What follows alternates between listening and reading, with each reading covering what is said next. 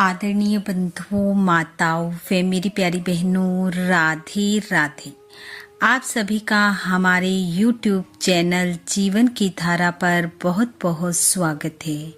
बंधुओं, आज हम इस वीडियो में कार्तिक मास महत्तम का 22वां अध्याय सुनेंगे, जिसे सुनने सुनाने से भगवान श्री हरि की कृपा से मनुष्य सांसारिक सुखों को भोगता हुआ अंत में श्री हरि के धाम को पाता है। कथा महत्तम सुनने के बाद यदि आप हमारे चैनल पर नए हैं तो कृपया हमारे चैनल को सब्सक्राइब करें, बेल आइकन को प्रेस करें ताकि हमारी वीडियो की नोटिफिकेशन सबसे पहले आप तक पहुंचे। वीडियो को शेयर व लाइक भी जरूर कराएं। 22वां अध्याय राजा चोल और विष्णुदास का भगवान का द्वारपाल होना। जब राजा चोल यज्ञ दान द्वारा श्री हरि को प्रसन्न करने व विष्णुदास अपनी भक्ति द्वारा भगवान को प्रसन्न करने में लगे हुए थे, तो एक दिन की बात है। विष्णुदास ने नित्य कर्म करने के पश्चात भोजन तैयार किया, किंतु उसे किसी ने चुरा लिया। चुराने वाले पर किसी की दृष्टि नहीं पड़ी। विष्णुदास ने देखा भोजन गायब है, फिर भी उन्होंने दोबारा भोजन नहीं बनाया, क्योंकि ऐसा करने पर सायंकाल की पूजा के लिए अवकाश नहीं मिलता। अतः प्रतिदिन के नियम के भंग हो जाने का भय था। दूसरे दिन उसी समय पर भोजन बनाकर वे ज्यों ही भगवान विष्णु को भोग लगाने के लिए गए, त्यों ही कोई आकर फिर से सारा भोजन हड़प ले गया। इस प्रकार लगातार 7 दिनों तक कोई आकर उनके भोजन का अपहरण करता रहा। इससे विष्णुदास को बड़ा विस्मय हुआ। वे मन ही मन इस प्रकार विचार करने लगे कि यह कौन प्रतिदिन आकर मेरी रसोई चुरा कर ले जाता है। मैं क्षेत्र संन्यास ले चुका हूँ, अतः अब किसी तरह इस स्थान का परित्याग नहीं कर सकता। यदि दोबारा बनाकर भोजन करूं तो सायंकाल की यह पूजा कैसे छोड़ दूं। कोई सा भी पाक बनाकर मैं तुरंत भोजन तो करूंगा ही नहीं, क्योंकि जब तक सारी सामग्री भगवान विष्णु को निवेदन न कर लूं तब तक मैं भोजन नहीं कर सकता। प्रतिदिन उपवास करने से मैं इस व्रत की समाप्ति तक जीवित कैसे रह सकता हूँ। अच्छा, आज मैं रसोई की भली भांति रक्षा करूँगा। ऐसा सोचकर भोजन बनाने के पश्चात वे वहीं छिपकर खड़े हो गए। इतने में ही एक चंडाल दिखाई दिया, जो रसोई का अन्न हड़प ले जाने को तैयार खड़ा था। भूख के मारे उसका सारा शरीर दुर्बल हो रहा था। मुख पर दीनता छा रही थी। शरीर में हाड़ और चाम के सिवा और कुछ बाकी नहीं बचा था। उसे देखकर श्रेष्ठ ब्राह्मण विष्णुदास का हृदय करुणा से व्यथित हो उठा।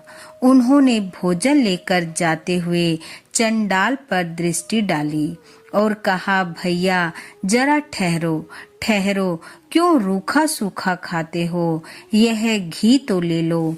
इस तरह बोलते हुए विप्रवर विष्णुदास को आते देख चंडाल बड़े वेग से भागा और भय से मूर्छित होकर गिर पड़ा।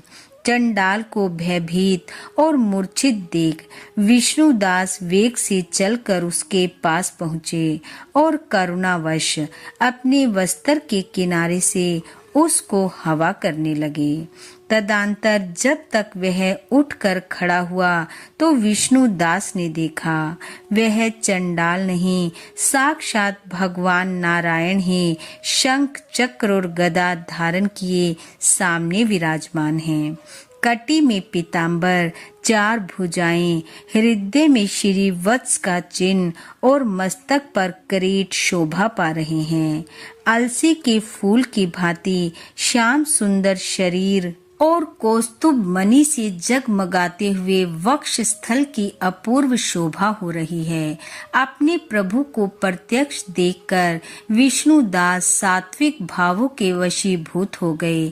वे स्तुति और नमस्कार करने में भी समर्थ न हो सके।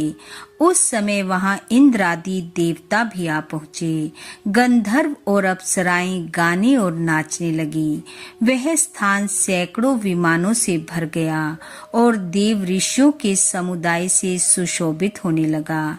चारों ओर गीत और वाद्यों की ध्वनि छा गई। तब भगवान विष्णु ने सात्विक व्रत का पालन करने वाले अपने भक्त विष्णुदास को छाती से लगा लिया और उन्हें अपने ही जैसा रूप देकर वे बैकुंठ लोक को ले चले। उस समय यज्ञ में दीक्षित हुए राजा चोल ने देखा विष्णुदास एक सुंदर विमान पर बैठकर भगवान विष्णु के समीप जा रहे हैं।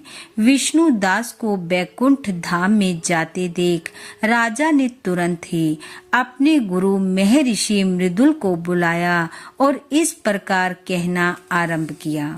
राजा कहने लगा, जिसके साथ लाग डांट होने के कारण मैंने यह यज्ञ दान आदि कर्म का अनुष्ठान किया है, वह ब्राह्मण आज भगवान विष्णु का रूप धारण करके मुझसे पहले ही बैकुंठ धाम में जा रहा है। मैंने इस वैष्णव यज्ञ में भली भांति दीक्षित होकर अग्नि में हवन किया और दान आदि के द्वारा ब्राह्मणों का मनोरथ पूर्ण किया। तथापि अभी तक भगवान मुझ पर प्रसन्न नहीं हुए और इस ब्राह्मण को केवल भक्ति के कारण ही श्री हरि ने प्रत्यक्ष दर्शन दिया है।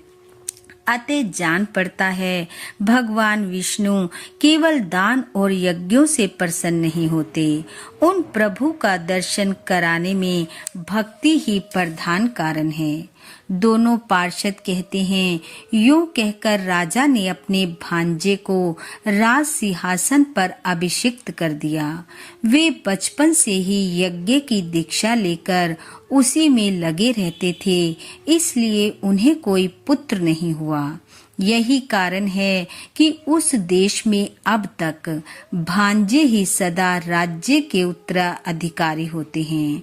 वे सब के सब राजा चोल के द्वारा स्थापित आचार का ही पालन करते हैं। भांजे को राज्य देने के पश्चात राजा यज्ञशाला में गए और यज्ञ कुंड के सामने खड़े होकर श्री विष्णु को संबोधित करते हुए 3 बार उच्च स्वर से ये वचन बोले, भगवान विष्णु आप मुझे मन वाणी शरीर और क्रिया द्वारा स्थिर भक्ति प्रदान कीजिए।